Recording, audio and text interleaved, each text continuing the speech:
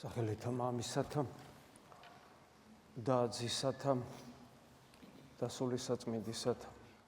გუშინ საუბრისას ვახსენეთ, რომ ძალიან ხშირად ქრისტიანები არ გადიან იმ ლოცვის სკოლას, რომელსაც ეკლესია გვთავაზობს.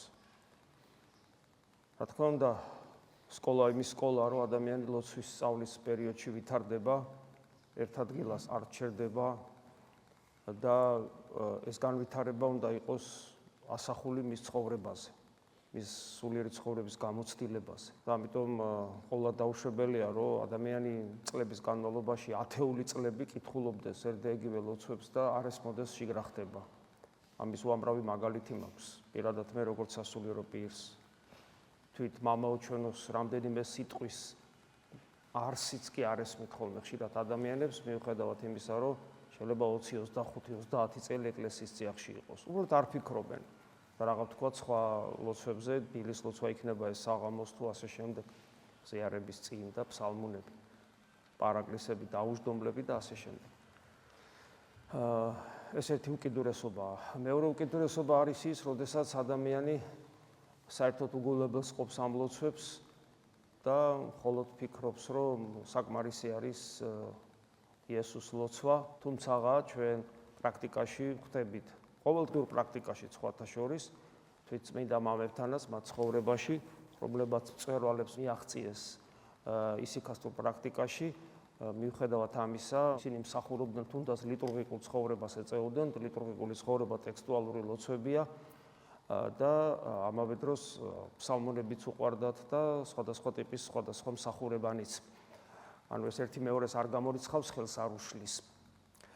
თუმცა, რა თქმა უნდა, წმინდა მამებთან ისევ დავესესხებით, ლოცვად იწოდება მხოლოდ გულისმიერი ლოცვა, ლოცვა გონებით გულში აღსრულებული, რაც სიქასტურ პრაქტიკას ნიშნავს, რომელიც იესოს ლოცვას ეფუძნება, თუმცა შეიძლება სხვა ტიპის ლოცვებიც იყოს აქ და საბოლოო ჯამში ყველა ლოცვა გონებით გულში უნდა აღესრულებოდეს, მათ შორის ტექსტუალურიც. იგივე იესოს ლოცვის ხუთი სიტყვა, რომელშიც შეკუმშულია მთელი სახარება, უნდა ითქვას, რომ ეს მთელი სახარება და მთელი ასკეტური ლიტერატურა და მთელი ლოცვათა კორპუსი, რაც კი დაწერილა, ეს მხოლოდ იმ შემთხვევაშია შესაძლებელი, თუ ადამიანი მეტნაკლებად იცნობს წმინდა წერილსაც, წმინდა მამებსაც და მეტნაკლებად იცნობს იმ ლოცვებს, რომელიც წმინდა მამათა გულიდან იყო ამოხეთქილი, ასე ვთქვათ, და ეკლესიის მიერ ჩვენთვის მოწოდებული და იგივე ფსალმუნები. ეკლესია მოგვაწოდა ჩვენ გარკვეული კრებული ლოცვებისა, დილა საღამოს, ზიარების წინ, ზიარების შემდგომი და სხვა ლოცვები, რომლებიც წმინდა მამათა თხზულებებში, მათ ყოველდღიურ პრაქტიკაში ხდება. ეკლესიამ გამოირჩია ეს თქვა და გითხრა, რომ აი ეს ერთგვარი ნიმუშია, თუ ღმერთს როგორ უნდა ვესაუბროთ. და ეს ძალიან მნიშვნელოვანია განსაკუთრებულად დამწყებთათვის. და ვინც ეს სკოლა არ გაიარა, მას ძალიან ხშირად წარმოდგენა არ აქვს, თუ რას ნიშნავს სინანული, რას ნიშნავს ღმერთთან ურთიერთობა, რას ნიშნავს იესოს ლოცვა, რას ნიშნავს შემიწყალე სიტყვა. უბრალოდ არ იცის ეს. ან თუ კითხულობს ამ ტექსტებს და არ უფიქრდება, ისევე იგივეს ვაწყდებით. ამიტომ არის ხოლმე უცნაური რამ, რომ ადამიანი წყლობით ცხოვრობს ეკლესიაში და მისი ცხოვრების წესი, მისი ურთიერთობა მოყვასთან, ადამიანებთან, მისი ყოფობა ეკლესიის წიაღში და ასე შემდეგ, საერთოდ დიამეტრალურად განსხვავებული წინააღმდეგობაშია იმ ტექსტებთან, რასაც ის წესით ყოველდღე უნდა კითხულობდეს. საერთოდ არ არის თანხვედრაში, არ ზიარების წინა ლოცვებთან, არც არაფერთან თანხვედრაში არ არის. რატო ხდება ეს? იმიტომ რომ კიდევ ერთხელ ვიმეორებ, ადამიანი არ უფიქრდება თუ რა არის ლოცვა და იგი ფიქრობს, რომ ტექსტი წაიკითხა და დაფიქრება საჭირო არ არის. ამიტომ მე გადავწყვიტე ნიმუშის სახით, თქვათ, რამდენიმე საუბარი მქონდეს, თქვათ, ლოცვასთან დაკავშირებით, ერთგვარი განმარტებასავით. ავიღოთ ისთვისაც ბანალური გახდა უკვე და საინტერესო აღარ არის, ან ვისაც საერთოდ ხელი არ მოუკიდია, ეგრევე სკვნილი დაიჭირა და ვნახოთ, როგორი სიღრმეა შიგნით და როგორ გვეხმარება იგი ეს ლოცვითი ტექსტები, თუ ჩვენ როგორ უნდა ვიცხოვროთ და რა არის ჩვენი საკეთებელი. ლოცვის ტექსტი, ეს არის მიმართვა პიროვნული ურთიერთობის ცდელობა ღმერთთან და ამავე დროს ამავე ლოცვის ტექსტებში ერთგვარი პროგრამაა ჩადებული, ჩვენ რა უნდა გავაკეთოთ რომ ეს ურთიერთობა შედგეს. რამდენიმე დილის ლოცვიდან რამდენიმე ამონარიდს აგიკითხავთ ახლა და ვფიქრობ ეს გამოგვადგება არა მარტო კონკრეტულად ამ ტექსტებისათვის, არამედ ყველა ლოცვითი ტექსტისთვის თუ როგორ უნდა ცდილობდეთ ღმერთთან ურთიერთობის სწავლას იმ სიტყვების მიხედვით, რომელიც სიტყვებიც დაიბადა განწმენდილი გულისა და სულიწმინდა ღმერთის ურთიერთობით და შემდეგ კონკრეტული წმინდა მამის ბაგებიდან იქნა აღმოთქმული და დაფიქსირებული. ანუ სულიწმინდის ნაყოფია, ისევე როგორც წმინდა წერილი არის სულიწმინდის ნაყოფი. ესე იწყება ყველასთვის ცნობილი სიტყვებია ეს. რაჟამს ადგეძილისგან, ანუ როცა გაიღვიძებ, უწინარეს ყოვლისა საქმისა. ეხლა მე გარკვეული ამონარიდები გავაკეთე დილის ლოცვებიდან და არა შემთხვევით. რა თქმა უნდა, ყველა სიტყვა ძალიან ძვირფასია, უბრალოდ ეს მე იმუშად გაძლევთ, იმუშად გეუნები და დანარჩენი თქვენ უნდა იმუშაოთ საკუთარ თავზე. მაგრამ განსაკუთრებულად გავაკეთე აქცენტი იმ სიტყვებზე, რომელიც ჩემი აზრით დღესდღეობით უფრო მნიშვნელოვანი იყო თქვენთვის. რაჟამს აღდგე ძილისაგან უწინარეს ყოვლისა საქმის, ანუ სანამ რაიმე საქმის კეთებას დაიწყე. წარსდე კრძალვით ყოვლის ხილველი უფლის წინაშე გადაისახე პირჯვარი და სამადლობელად ღვთისაბრძანე. პირველი საქმე, რასაც ადამიანი აკეთებს, როცა ის იღვიძებს, ეს არის ღვთის წინაშე წარსდგომა, კრძალვით, პირჯვრის გამოსახვით, სასურველია მეტანიითაც და სამადლობელად და მადლიერების წარმოსთქმა. მადლობა ღმერთო შენ ყველაფრისათვის. ეს უნდა იყოს ჩვენი ცხოვრების წესი. ყოველთვის. გარდა იმ შემთხვევისა, თუ ავათარი ადამიანი ვერ დგება, მაშინაც დაწოლილმა შეიძლება იგივე გააკეთოს წოლიარე. ეხლა ეს სიტყვები, რომელიც თქვენ ასევე ზეპირად იცით, ამაზე მე ხშირად ისედაც მისაუბრია, სხვა დროსაც უბრალოდ გაგახსენებთ. ლოცვითა წმინდათა მამათა ჩვენთათა. და მერე გრძელდება იესოს ლოცვა. უფალო იესო ქრისტე, ღმერთო ჩვენო, შეგვიწყალენ ჩვენ. ამინ.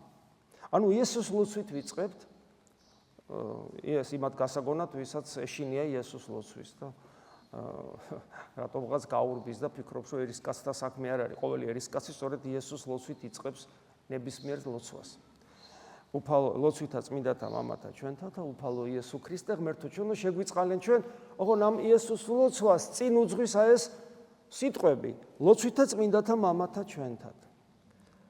რა უნდა მივიღო ამ სიტყვებისგან? რას ნიშნავს? რა მდგომარეობაში უნდა აღმოვჩნდე? რას ვეუბნები ღმერთს ამით?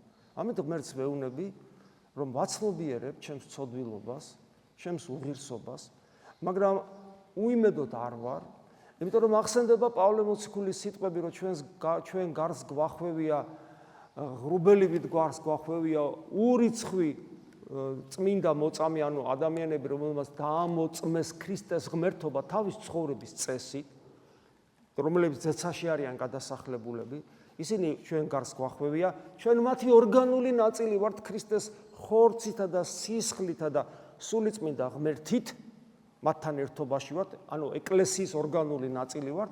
ამიტომ მიუხედავად იმისა, რომ მე არაფრის მაქნისი და უღირსი და უხმარი მონა ვარ, მე მარტო კი არ ვარ, მე შენი საიდუმლო სხეულის, ანუ ეკლესიის ორგანული ნაწილი ვარ და შეერთებული ვარ შენივე სისხლით, შენივე ხორცით და სულიწმინდა ღმერთის მადლით შეერთებული ვარ მათთან, რომლებიც სათნო გეყვნენ შენ, რომელმაც დაამოწმეს შენი ღმერთობა თავის ცხოვრების წესით, უფალო და ისინი წმინდანები არიან და ისინი ჩემზე ზრუნავენ, როგორც აპოკალიფსში ხედავთ, როგორ ზრუნავენ წმინდანები ადამიანებზე, როგორ აღიწევა მათი ლოცვა, ვითარცა კეთილსურნელი კვამლი საყდრის წინაშე ჩვენი უფლისა და სწორედ აი ამ განწყობით, აი ამ დახმარებით, მათი დახმარებით, ამგვარი დახმარებით გათამამებული, კაიგაგებით, კადნიერი ვბედავ, რომ გითხრა, რომ უფალო იესო ქრისტე შემიწყალე მე. ანუ ფაქტობრივად ადამიანი ლოცვას იწყებს და აცნობიერებს საკუთარ თავს, როგორც ეკლესიის ორგანული ნაწილი და არა ინდივიდუალისტი, ეგოისტი, რომელიც თავის რელიგიურ გრძნობებს იკმაყოფილებს უბრალოდ. არავითარ შემთხვევაში. ჩვენი ერთობა, აქედან რომ გავდივარ და ცალკე ვართ, ჩვენთვის ვართ როცა ხილხინი გვაქვს, როცა ჭირი გვაქვს, როცა სადაგიდღე გვაქვს, არც ხინი, არ ჭირია, რაღაც ჩვეულებრივად ვართ. ყოველთვის გვახსოვდეს, რომ ჩვენ ორგანული ნაწილი ვართ, მათი, რომლებიც ზეცაში დღე და ღამ 24 საათი სერაფიმთა მსგავსად ღმერთს ადიდებენ და მარადიულად ხარობენ. და ისინი ჩვენთვის ლოცულობენ და ჩვენი მეოხნე არიან. აი ეს უნდა გვახსოვდეს კარგად. შემდეგ ესეთ სიტყვებს ვკითხულობთ. აღდგომელი ძილისაგან შეგივრდებით შენ, ანუ მუხს გიდრეკ, შენს წინაშე, ესე იგი, შენ თაყვანს გცემ, ვაღიარებ ამით შენს ღმერთობას, ანუ შენს მეუფებას ჩემზე. ჩვენ ხო ეგეთი აღთქმა გვაქვს დადებული ნათლობის წინ, რომ ქრისტეს ვაღიარებთ არა მარტო ღმერთად, არამედ მეფედ. რა საჭიროა ეს მეფე? ღმერთი საკმარისი არ არის, კაცოს მეფე რაღა არის. ღმერთი არ არის საკმარისი ჩემთვის, ჩემი ცნობიერებისათვის, იმიტომ რომ ღმერთთან ერთად მეფეს რო ვამბობ, ამით მე ვადასტურებ, რომ მეფეს ხო, როგორც ქვეშემდობი ვემორჩილებ, ანუ მე ღმერთს ვემორჩილები. გესმით, აი ამიტომ არის ეს მეუფება. ვაღიარებ მას ქრისტე ღმერთად და მეფედ. აღდგომელი ძილისაგან შეგივრდები შენ სახიერი, ანუ სახიერი კეთილს ნიშნავს. ანუ აბსოლუტური სიკეთეა ღმერთი და მე შენ შეგივრდები იმის იმედით ჩემი ცოდვის და მიუხედავად, რომ იმედიანად ვარ, იმიტომ რომ მიუხედავად ჩემი ცოდვილობისა, ვიცი რომ შენ აბსოლუტური სიკეთე ხარ, სახიერი ხარ. არავინ არის სახიერი გარდა ღმერთისა, მარტო შენ ახარ სახიერი, მარტო შენ ახარ კეთილი, ამიტომ მე ამგვარად დაიმედებული შეგივრდები შენ. და ეს შევრდომა როგორ გრძელდება? კადნიერებით, რა კადნიერებით? ანგელოზთა ენით ვიწყებ მეტყველებას. მე ანგელოზი არა ვარ. პოტენციაში მეტი ვარ ანგელოზე, იმიტომ რომ ყოვლადწმინდა ღვთისმშობელი, ჩემი დედა ანგელოზებზე აღმატებულ მდგომარეობაშია და თავად ღმერთმა ადამიანური ბუნება მიიღო თავის პიროვნებაში და არა ანგელოზებრივი. პოტენციაში მე მეტი ვარ, მაგრამ რეალურად რა ვარ ხო ვიცით, რომელ ანგელოზებზეა საუბარი, რას გავართ ცხოველს და დემონს გავართ, მაგრამ შენი სიკეთისა გამო გაკადნიერებული და წმინდათა მეოხებით გაკადნიერებული ვბედავ და ანგელოზთა ენით გელსაუბრები და ამიტომ წერია ანგელოზთა გალობასა გიღაღადებთ შენ ძლიერო. და რა არის ეს ანგელოზთა გალობა? სერაფიმთა გალობა. წმინდა არს უფალი საბაოთ და ამ სიტყვების ერთგვარი პერიფრაზირება. წმინდა ხარ შენ ღმერთო ჩვენო. სერაფიმები არის უმაღლესი ტრიადის უმაღლესი ანგელოზები, ცეცხლოვანი ანგელოზები. და ესე იგი ეს არის ღვთის სიყვარულით ცეცხლად ანთებული არსებები. საოცრებაა ეს სიყვარულის სიმბოლოა სერაფიმი. და აი მათსავით და ისინი აღტკინებული, აღსებულნი, გონება მიუწვდომელი ბედნიერებით აღსავსენი, ადიდებენ თავიანთ ბედნიერების წყაროს. გესმით, აი ეს არის წმინდა არს უფალი საბაოთ, სავსე არის ცანი და ქვეყანა და ასე შემდეგ, რომ ეს სიტყვები იცით თქვენ. და აი აქ ამას რომ ვეუბნები, მაინც გაგკვრავს გულში, რომ ხო, მაგრამ მე სად სერაფიმე და გვახსენდება, რომ ის ვინ ჩვენი დედაა და ვინ ჩვენი და ჩვენ მისი ორგანული ნაწილი ვართ, ანუ ადამიანია და ადამიანი ვარ, არის სერაფიმებზე ზემოთ და ღვთისმშობელის მიერ შემიწყალენ მე. გესმით? ანუ ერთის მხრივ სერაფიმებთან ერთად კი ვადიდებ, მე ეს ჩემი ცოდვილობა ხინს მიჩენს და მე მახსენდება, რომ ჩემი დედა მზრუნველი მეოხი ადამიანი ჩემსავით ადამიანი სერაფიმებზე მაღლა არის და მას სერაფიმების იქეთ, აი როგორც ოქროპირი ამბობს, არაფერი არ მინდა, ყველაფერს გავწევ, ანგელოზებსაც გავწევ, მარტო ღმერთი მინდა, ქრისტეს მივაპყრობ თვალს, აი ქრისტესთან ვინც არის და ყველ გონება მიუწვდომლად ახლოს ვინც არის, იმას თხოვ მეოხებას ჩემი ცოდვილობის გამო, რომ ღვთისმშობელის მიერ შემიწყალეთ ჩვენ. აი ეს არის ძალიან მნიშვნელოვანი. თან აქ სიტყვები აი ჩვენ, შეგვიწყალენ ჩვენ, რატო ჩვენ აქაც ვაცნობიერებ, რომ მარტო არა ვარ. მამაო ჩვენოსის, მამაო ჩვენო, არა ვართ მარტონი და ერთად ყოფნა, თვითონ ეს ლოცვის ტექსტი მაჩვენებს, რომ ერთად ყოფნა არის ჩვენი ვალდებულება. ეს ის კი არ არის, რომ მარტო არა ვარ, ერთად ვართ, ეს ობიექტური ფაქტია და ხო, ეგრე არა, როგორც ანმა ძალიან მჭირდება ერთად ყოფ, 1000 რამე შეიძლება თქვას ადამიანმა, მაგრამ ჩვენ უნდა გვახსოვდეს, რომ ერთად ყოფნას ჩვენი ეგოიზმი ებრძვის და შესაბამისად ჩვენ ვებრძვით რა საკუთარ ეგოიზმს, ერთად ყოფნა სათნოება არა, სათნოების მოპოვებას ბრძოლა ჭირდება და ამ ბრძოლაში გვეხმარება ის, რომ ჩვენ გვახსოვდეს უნდა, რომ ერთად მყოფობა, ერთად ყოფობა სიყვარულით, რა თქმა უნდა. ეს არის ვალდებულება ჩვენი. და ამიტომ ეს ლოცვა ყოველთვის გვახსენებს, შემიწყალე ჩვენ, შეგვიწყალე ჩვენ, მარტო მე არა ჩვენ. ყველა ამ ჩვენში შედის ყველა, მინდა გითხრათ, ყველა. და რა თქმა უნდა, ეს ყველა თავიდანვე ესე კი არ არის, რომ ეს თანამედროვე სამყაროში რო არ და ეს სოციალისტებს და კომუნისტებს რო ჭირდა და თანამედროვე ლიბერალებს რო მთელი სამყარო რო უყვართ. არა. იწყება დედიდან, მამიდან, ძმიდან, დიდან, მეუღლიდან, შვილიდან, შვილიშვილიდან, მეგობრიდან, მეზობლიდან, მრევლის წევრიდან, ესე ნელა ფართოვდება ეს არეალი. და გული მოდის განსაკუთრებულ მდგომარეობაში. რა მდგომარეობაა ეს? გული მოდის მდგომარეობაში, როგორც ჩვენი გარდაცვლილი პატრიარქი ამბობდა, ზოგს ისეთი გული აქვს, რომ მთელი სამყარო უყვარს და ზოგს ისეთი გული აქვს, არავინ არ უყვარს, მის გულში არავინ არ ჯდება.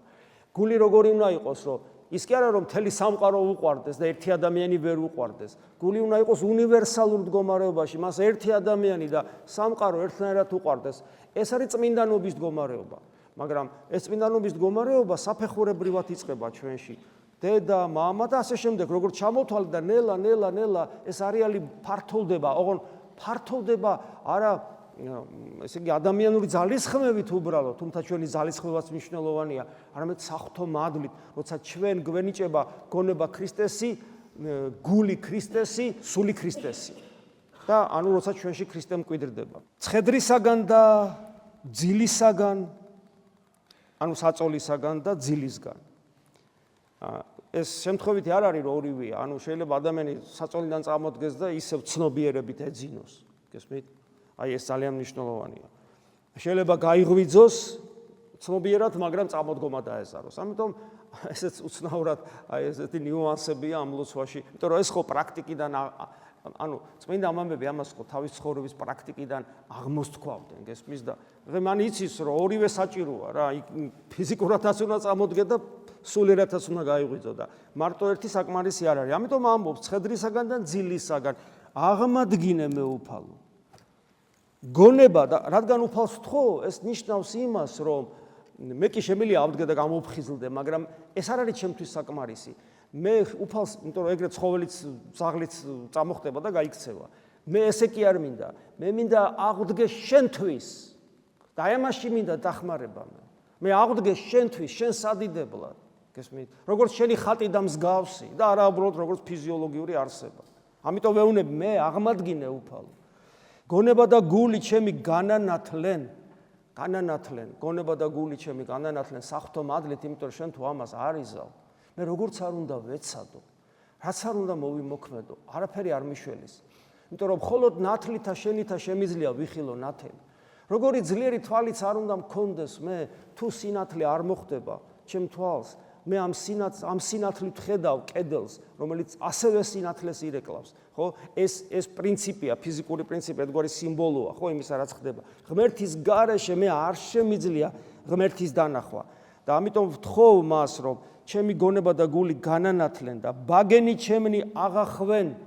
და ერთია, რომ შინაგანი სამყაროს განათლება ხდება, მაგრამ საჭიროა ამავე დროს მთელი ფსიქოსომატიკა აღმოჩნდეს ღვთისმადიდებელი, არა მარტო სული, არამედ ხორცით.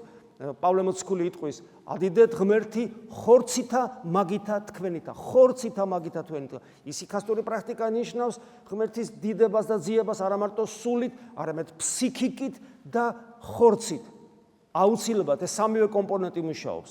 ამიტომაც მე ვთხოვ, რომ უფალს რომ ესე იგი ჩემი ბაგენი აღახვენ, მე აღმოვთქვა აღსარებლობა, გწამდეს გულით იტყვის მოციქული და ვაღიაროთ ბაგეებით. ეს ძალიან მნიშვნელოვანია და საერთოდ ჩვენი ბაგეები მხოლოდ უნდა ზრახვიდეს, რაც ღვთისათვის სათნოა და არა იმას, რაც ღვთის საწინააღმდეგოა.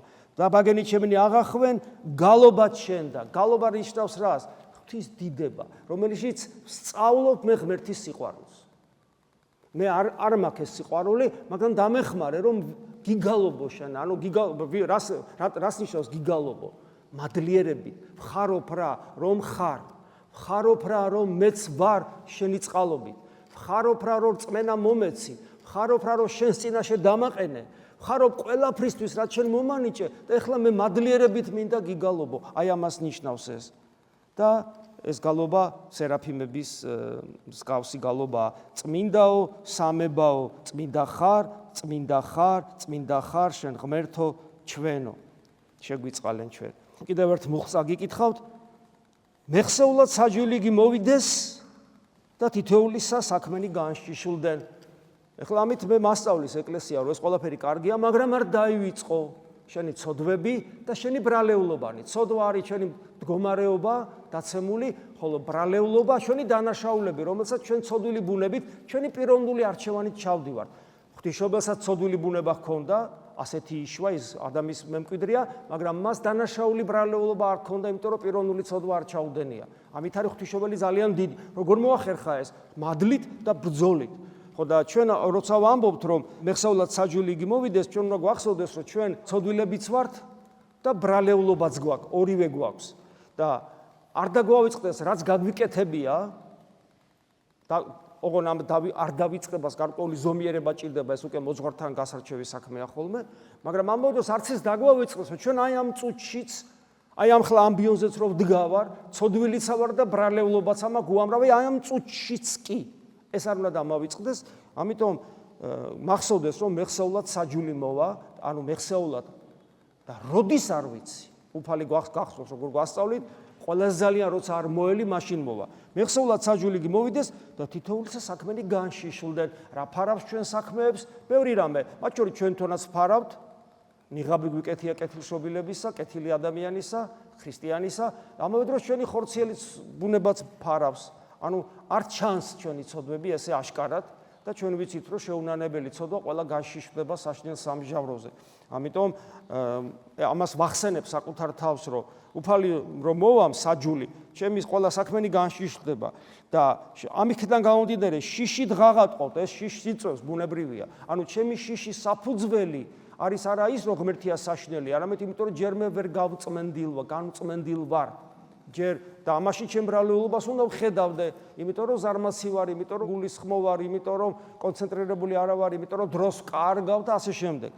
იმიტომ რომ ჯერ კიდე მიყვარს ცოდვა და ასე შემდეგ. და ამიტომ შიში დღაღატყობთ შუაღამესა და აი გამოსავალი ამ მდგომარეობიდან შუაღამე პირდაპირ გაგებითაც რომ ადამიანს უნდა უყვარდეს ღამე ლოცვა, მაგრამ თავარი აქვს სულიერი გაგება. რა არის შუაღამე? ეს არის ის ბნელი დრო, როდესაც მე ქრისტეს ვერ ვხედავ. ვარ, შეიძლება შუადღის მზე იყოს, მაგრამ შუაღამეა ჩემთვის, იმიტომ რომ ხილულ მზეს კი ვხედავ, მაგრამ ნამდვილ მზეს რო ვერ ვხედავ და მზეს რო ვერ ხედავ, ესე იგი შუაღამეა, ანუ სულიერი შუაღამეა და სულიერ შუაღამეს ვსაუბრობ და იმედი სად არის? ისევ შენახარ იმედი, როცა შენ გიღაღადებ. წმინდა ხარ შენ ღმერთო და კვლავ ღვთისმშობელისა მიერ შეგვიწყალეთ ჩვენ და კვლავ დიდი მეოხი წინაშე ძისა, თვისისა და ღვთისა ჩვენისა, დედა ღვთისა. აი ხედავთ, რამდენიმე მუხლი წავიკითხეთ ჩვენ დილის ლოცვის ტექსტებიდან და რამდენი სასარგებლო რამ შეიძლება გავიგოთ, ხო? და წარმოიდგინეთ, ეს ყოველდღიურად ამგვარად განცდილად, ამგვარად აღმოთქმული, ამგვარად ჩაფიქრებული თითოეულ სიტყვაში, რა სარგებელს ნახავს ქრისტიანი და როგორ გაიზრდება ის სულიერად, როგორ გაიხსნება მისთვის სახარება, როგორ ჩაღმავდება მისთვის იესოს ლოცვა და როგორ დატკბება მისთვის ზიარება. როცა ადამიანი აი ამ ყველაფერს ფიქრობს, ამ ყველაფერზე ფიქრობს, ამ ყველაფერს უღმავდება და შესაბამისად ცხოვრების წესში დანერგვას ცდილობს. შეგვეწიოს უფალი ჩვენი იესო ქრისტე, ამინ. მადლი უფლისა ჩვენისა იესო ქრისტესი და სიყვარული ღვთისა და მამისა და ზიარება სულისა წმინდისა იყოს თქვენ ყოველთა თანა. ამინ.